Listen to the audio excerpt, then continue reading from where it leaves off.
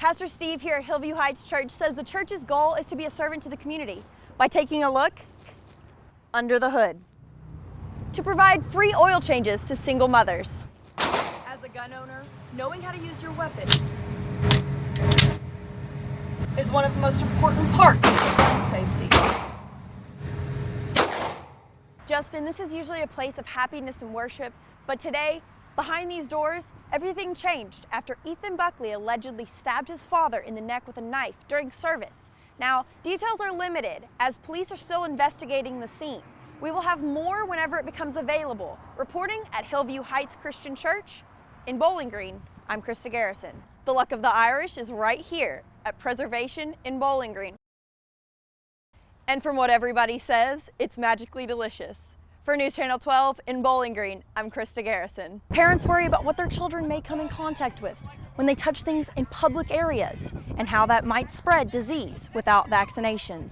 Officials are investigating a threat here at Muhlenberg County High School. Law enforcement is on scene, as you can see behind me, and school is continuing as normal. We will continue to update you as this investigation is still ongoing. Krista Garrison, 13 News. A homeowner asleep just yards away woke up to the sound of sirens coming from right outside his home. When the sirens were really outside my window, that's when I kind of became cautious about what was going on. A police chase turned violent landed Barron County Deputy Joseph Ford in the hospital with a gunshot wound. They were trying to arrest somebody, and that one of the officers had gotten shot.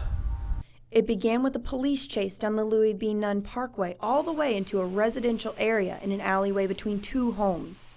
An arrest citation indicates that during the altercation, the suspect, Jonathan Sheldon, tried to reach for the gun of another law enforcement officer, causing the gun to go off and strike Deputy Ford. It's a dead-end street. There is an alley, though, that you can get out to another street, but the neighbor has a vehicle there where they park, so we limit the traffic that comes through here. Deputy Ford was taken to T.J. Sampson Hospital and then on to the University of Louisville Hospital for treatment of non-life-threatening injuries. Sheldon was charged with wanton endangerment, resisting arrest, DUI, reckless driving, and other related charges. Police say Sheldon was also driving on a suspended or revoked license. After his release from the hospital, law enforcement blocked off roads in Glasgow as they escorted Deputy Ford back home. In his first court appearance, Sheldon pleaded not guilty and was appointed a public defender. The investigation is still ongoing. Reporting in Glasgow for News Channel 12, I'm Krista Garrison. Parents worry about what their children may come in contact with when they touch things in public areas and how that might spread disease without vaccinations. We're at the park, so you never know how many kids that has been here and, what they play with. The effectiveness and potential harms of vaccines is a concern among some anti-vaxxers. Places that they don't have vaccinations don't have some of these medical issues. It's just another thing that I ran into that made me question the validity of it. While others are concerned that refusing to vaccinate disturbs herd immunity. My son has sickle cell, so it's very important when it comes to him because he can die. There's more risk if they're not vaccinated. A measles outbreak from outside of the country made its way to a local child back in February. Now, the Cabinet for Health and Family Services confirms the first child's sibling had measles as well. A lot of people died from it, and then vaccines were needed, and it saved a lot of people. Now we got it coming back.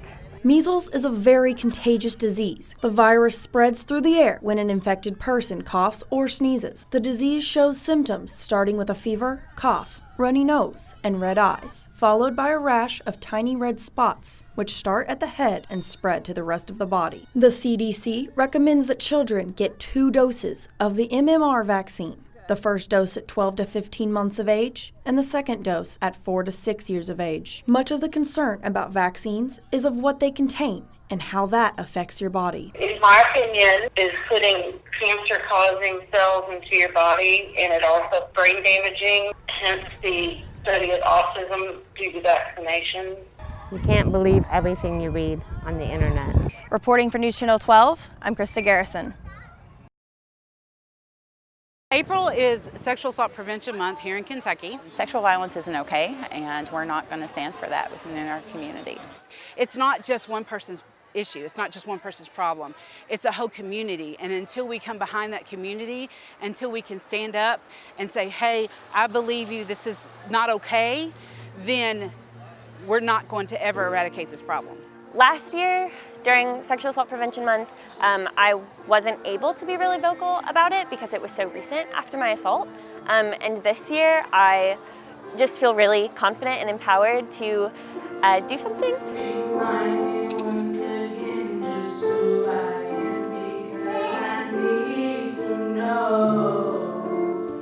On the 1-year anniversary of my assault this past February, I wore my favorite black slip dress and I went out dancing.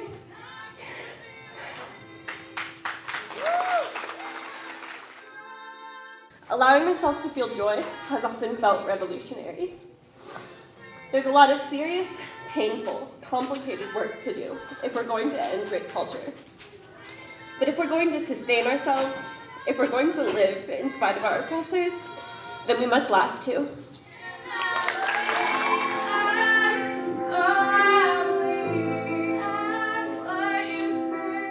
Being a part of Sexual Assault Prevention Month is a really big part of my healing.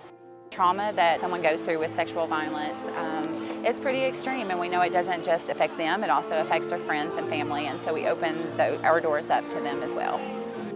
Survivors know that we believe them, and it just increases that overall awareness about this issue that's on communities across the states. Every bit challenges me a little bit more to go outside my comfort zone. It's pretty awesome to see a band of people coming together about this issue. There's not going to be any more audience more receptive than this one to me talking about my experiences, and that matters so much. Like, creating those spaces is so important.